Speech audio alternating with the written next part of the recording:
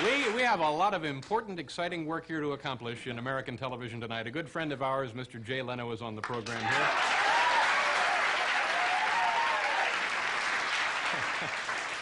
Now, what about name number two? Is name number two on the program?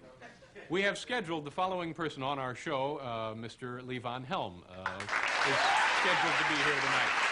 That's it? Then we must be doing something else. I'm guessing there's something else in store for you home viewers. Now, please, at this time, say hello to our good friend, a marvelous performer, ladies and gentlemen, Mr. Paul Schaefer. For heaven's sakes, I was caught off guard. So much drama here tonight. I was taken aback momentarily. And by the way, if you've ever been taken aback momentarily, you know just how painful that can be.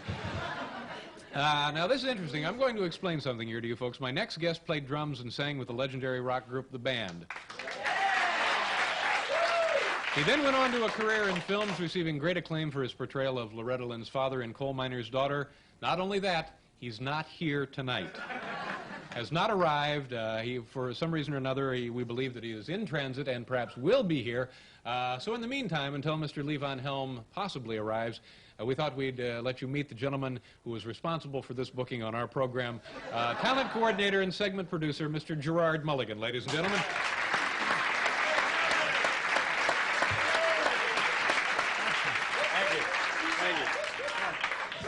Sorry we have to meet under such circumstances. That's all right. And once again, Jerry answering the question, is there a dress code for the staff? No. Yes, no, we not on the money we make, no. Now, we were...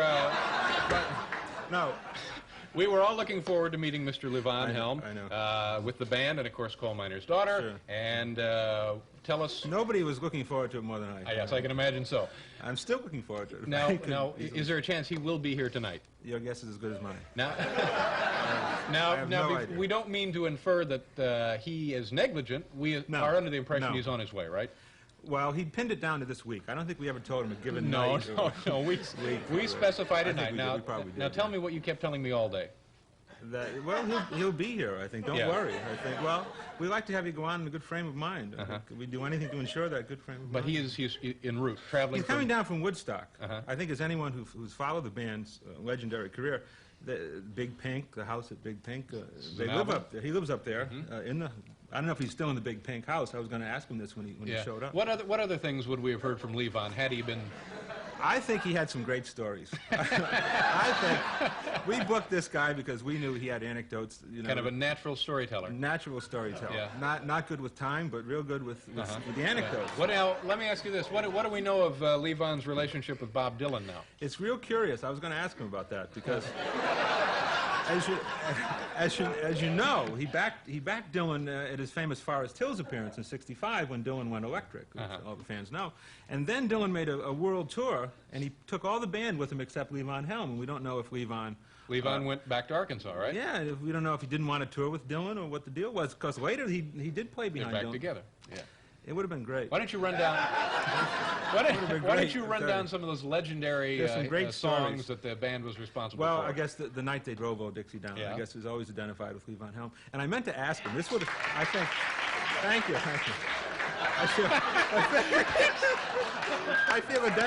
I feel identified with the guy. Well, you know, that brought up an interesting point. I was going to ask the guy. You see the Last Waltz, of course. I think we all like that. Yeah. He's playing the drums, and he's also singing. Now, I was just curious. I was going to ask him if that's kind of a strain. Is that difficult? Well, we have a drummer and a singer here. Steve, is that hard to do, drumming? If you work on it, you know. Give us an example, Steve, of drumming and singing simultaneously. I think we have the time, so... Oh, that's good. That's good, man.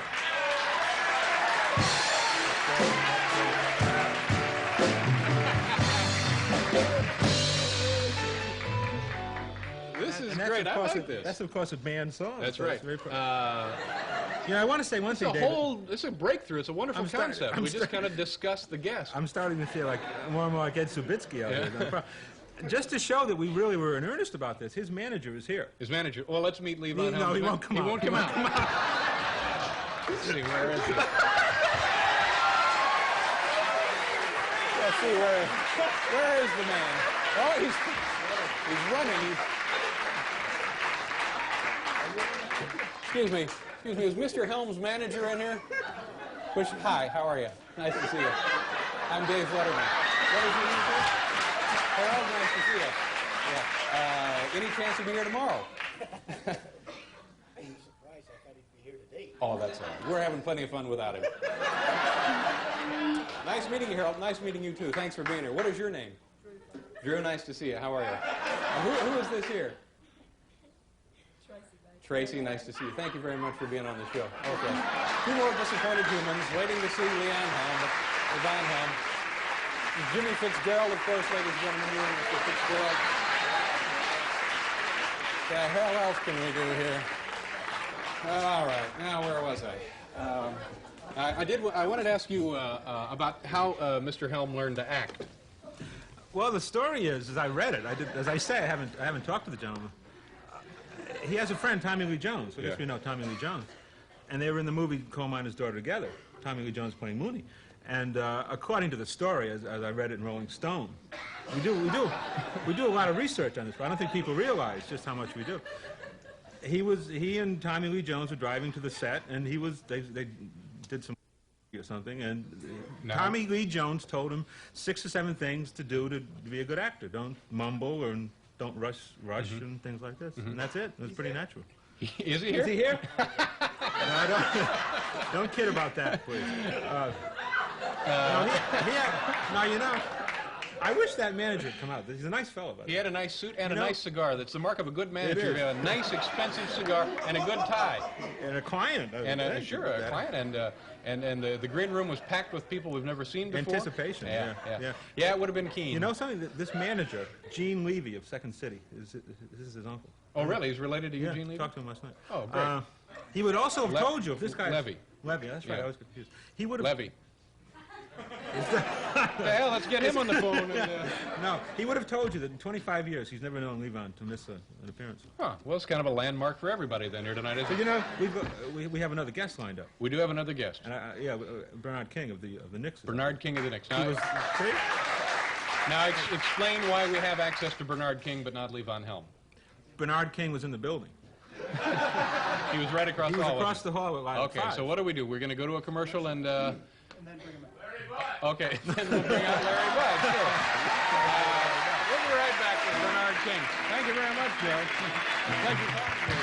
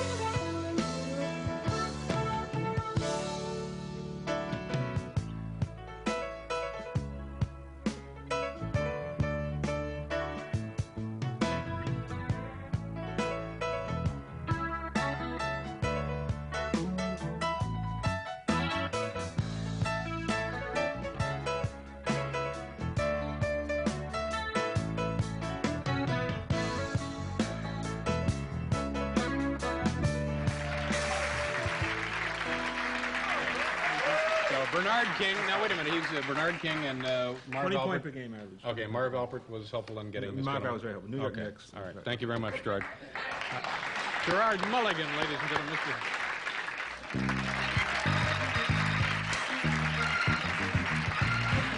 Hi there. Welcome back. We're done. I want to thank my guest tonight, of course, Mr. Jay Leno, Levon Helm. Also, Bernard King. Thank you very much, Bernard, for coming by. And our own segment producer, Gerard Mulligan, Bill Wendell, Paul Schaefer, and the gentlemen. Tomorrow night, our 90-minute special with David Johansen. We'll see you then. Oh, Stupid Pet Tricks also. Have a good night. Thank you, folks.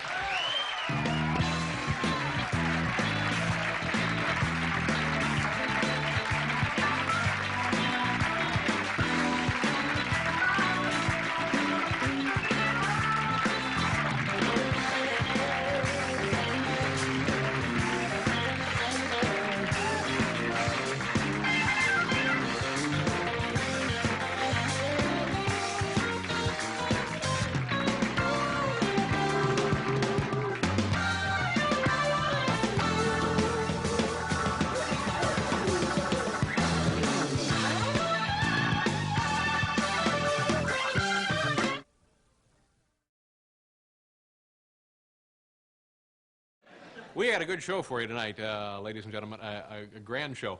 Levon Helm is here tonight. He was, sure, you can applaud.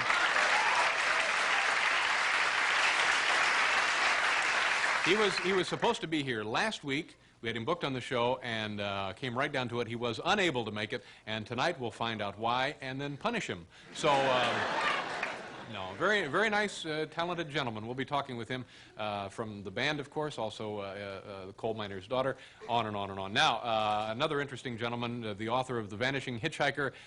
Is this Jan Harold Brunvand? Let's all try it together. Jan Harold Brunvand.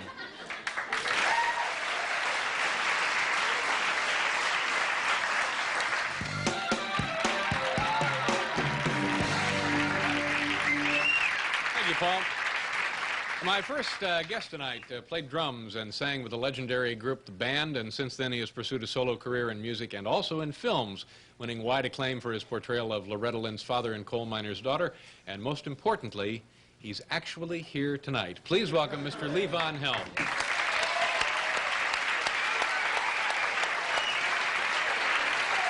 Hi, Levon. How are you?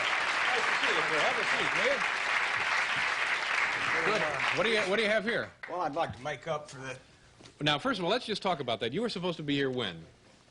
You've got me there. Was it last Wednesday? Before yesterday, yeah. No, it was last week sometime. And you could not make it, but it was, I mean, actually not negligence on your part. You had a real problem, didn't you? Well, as it turns out, it's a little embarrassing to talk about. My manager, Mr. Cudlitz, is backstage. He told me not to come out and whine about it.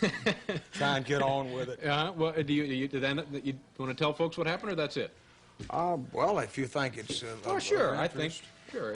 Well, I mean, well, just a minor fire. Had a fire. Had a fire. Yeah. And lost a pickup truck. But a lot of us are losing pickups this year. Yeah. But the same night that you were supposed to be on our show, you had engagements elsewhere in the area, didn't you? Yes, we did. Now, did you get to those? I got to that one. Yeah. And how did that go? It seemed to be okay. Okay. Now, should I open this here? This is a peace offering if... well, it's certainly not necessary. We understand. Well, I'd like to give you something that you might like. Let me just see if I can guess what this is. Okay. No, I have no idea. No need to guess. We just... Well, it's... what is that? That is genuine Arkansas Delta barbecue sauce. Oh, well, now we're getting someplace. That's from Wayne Shadden down in Marville, Arkansas. Do you mind if I have a little? I wish you would. These, by the way, these are great on wool hats. Oh, yeah, that's very nice. You always give it to Bob, right? Yeah, no, that's very nice, Levon. Thank you very much. And I appreciate not only the gift, but I appreciate you coming back, and I'm sorry you had a little fire in your garage. I'm sorry for the big mix-up myself. That's I thank you for asking.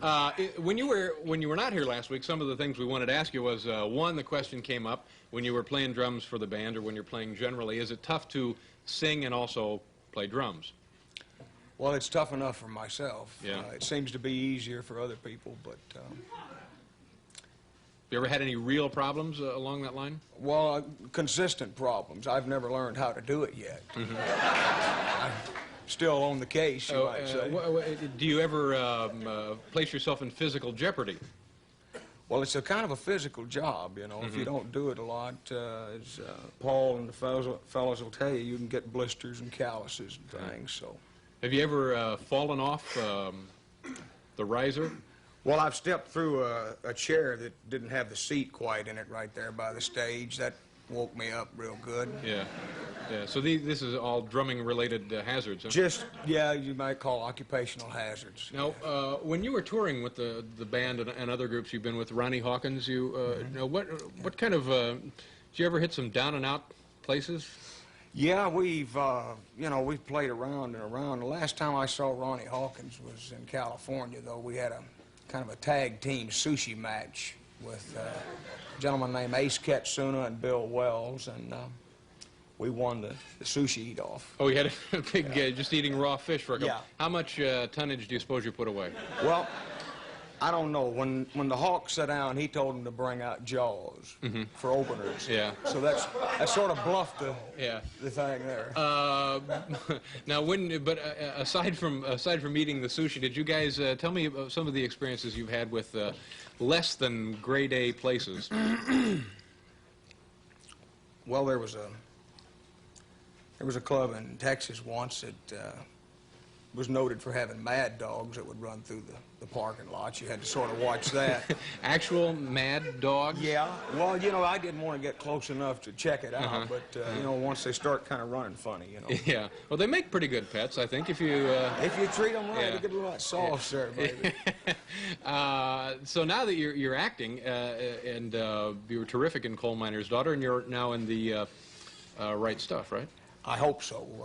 I've worked on it.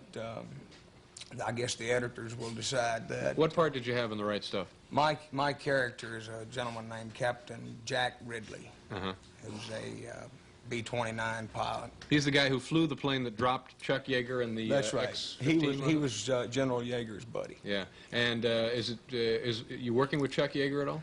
Well, General Yeager was there as one of the technical advisors, and what kind of things can you learn from Chuck? well, he told me right away that it wasn't machometer, it was Mach meter. Mach meter, yeah. We got that straight, and how did you learn to act? You had not done any of it before the film, had you, The Coal Miner's Daughter? well, no, I got into that just you know, a piece of luck came my way, and it's a lot like playing music. I tried to transpose it that way for myself. Yeah. Did you have any lessons or any coaching? Or? Well, yeah, I did.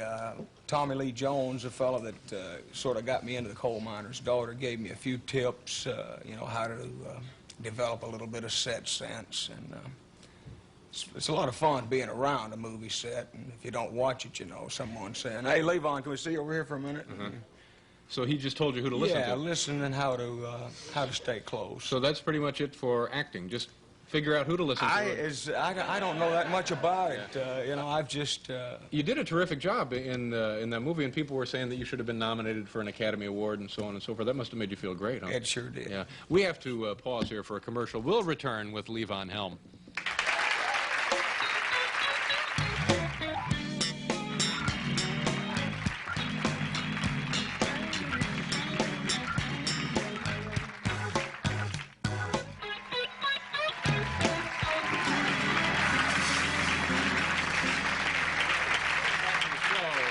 Levon Helm is here, obviously, and tomorrow night we will have from the gentleman from the Torch Song Trilogy, Harvey Fierstein, comedian Jimmy Alec, and the Weather Girls singing their new hit single, It's Raining Men. And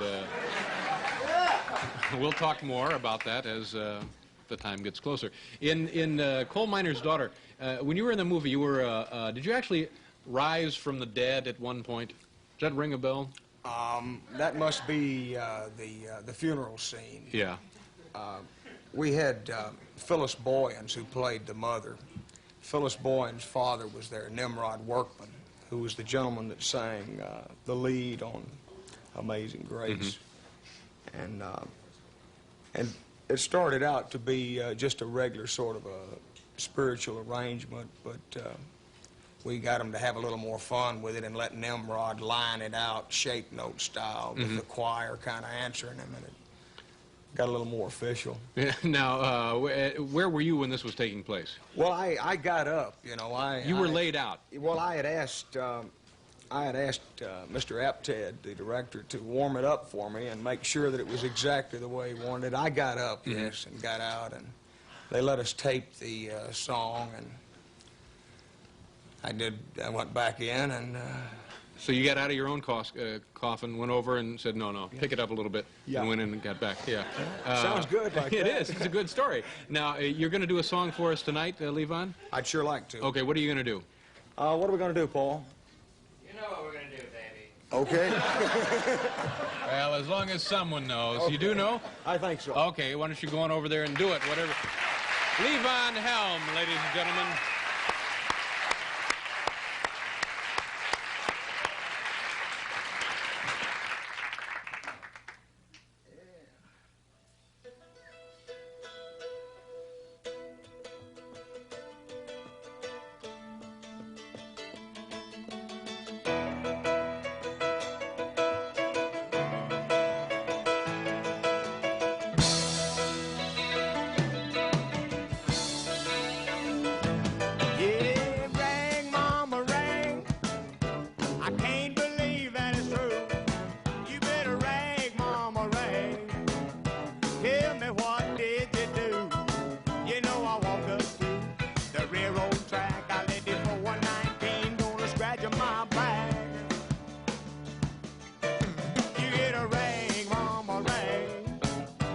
I don't believe that it's true. Why don't you ring, mama, ring? Then I'm pulling out your gang. I'm gonna turn you loose like a long caboose. I got a tail that I need to drag. Will I ask you about your turtle? You wanna talk about the weather? Well, I can't jump a hurdle, baby, so we can't get it together. We could be relaxing down in my sleeping bag, but all that you ever wanna do for me, mama, is ring, mama, ring. Tell me, where did you go?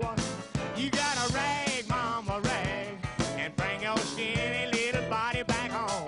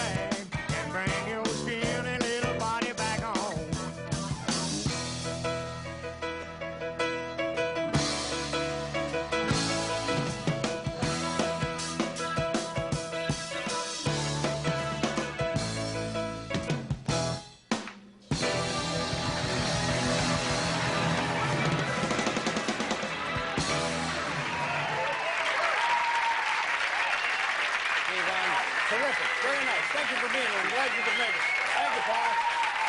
We'll be right back with young Harold Jordan Band after you watch this. Thanks again for the song, Leo. Good luck to you. Bye-bye.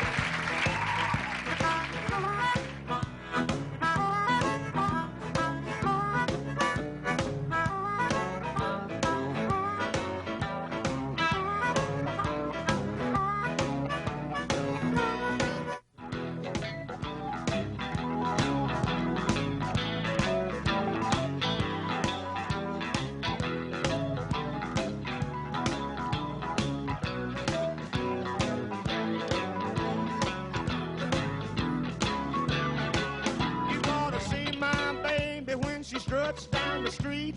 She's long and she's lanky. She looks like she don't eat, but she's my baby. I love her just the same. Yes, I'm crazy about my girlfriend. Caldonia is her name. Can you hear me, Caldonia? Oh, Caldonia, what makes your big head so hard? You know I love you just the same. Yes, I'm crazy about my girlfriend. Caldonia is her name.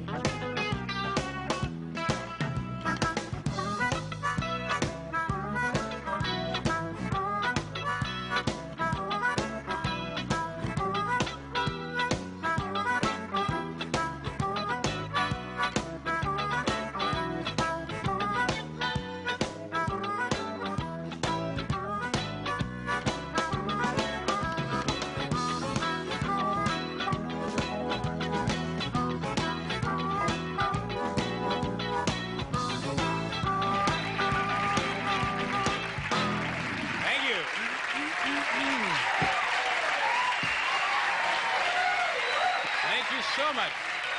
Welcome back to the program. And Mr. Helm is going to be with the band the rest of the evening, correct? I'll be sitting in a little bit, yeah. Oh, good. Thank you very much, Levon. We appreciate your helping out here tonight. Levon Helm, ladies and gentlemen. All right, we have more of these we want to discuss. We'll be back with Mr. Brunvand right after this.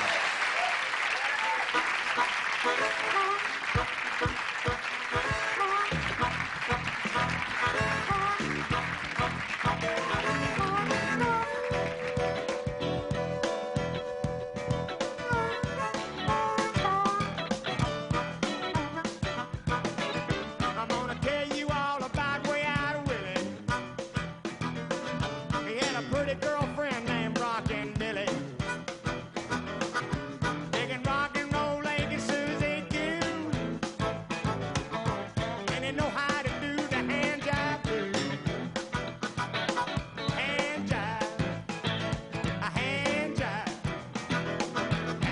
jive, doing the crazy hand jive, a hand jive, a hand jive, with a hand jive. Doing the crazy hand jive.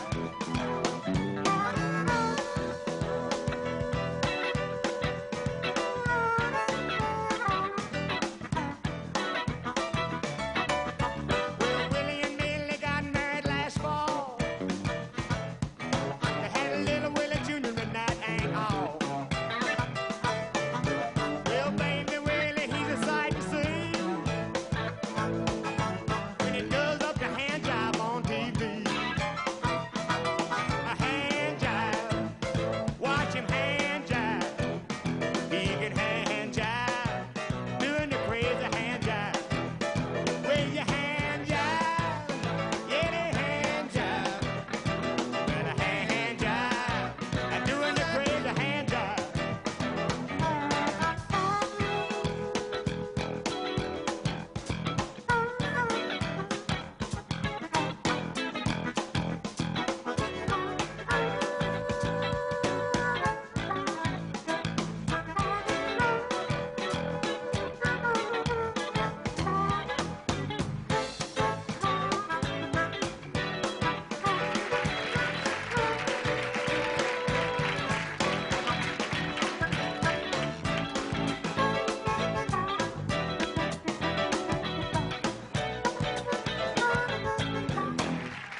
Paul Schaefer, Levon Helm, and the rest of the gentlemen in the orchestra. This is amazing. These are urban legends, ladies and gentlemen. We'll be right back.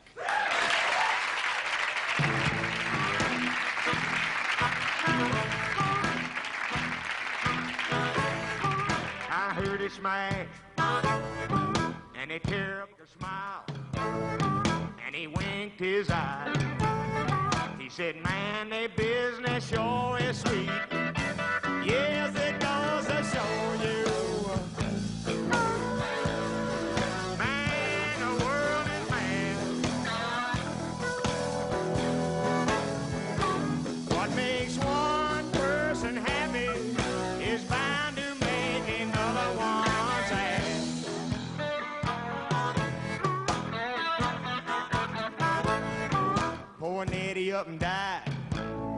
wife went crazy too.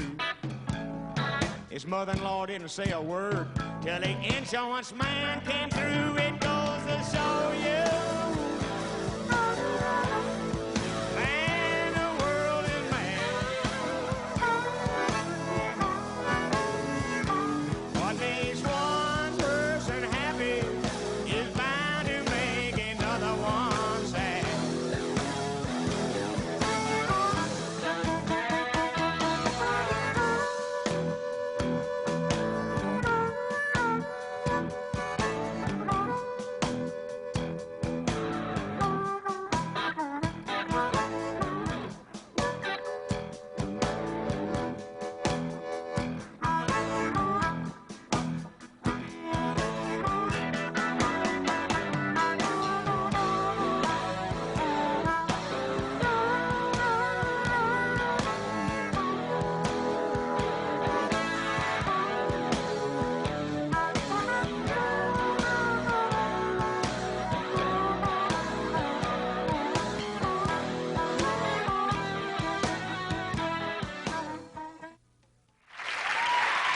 Thank you.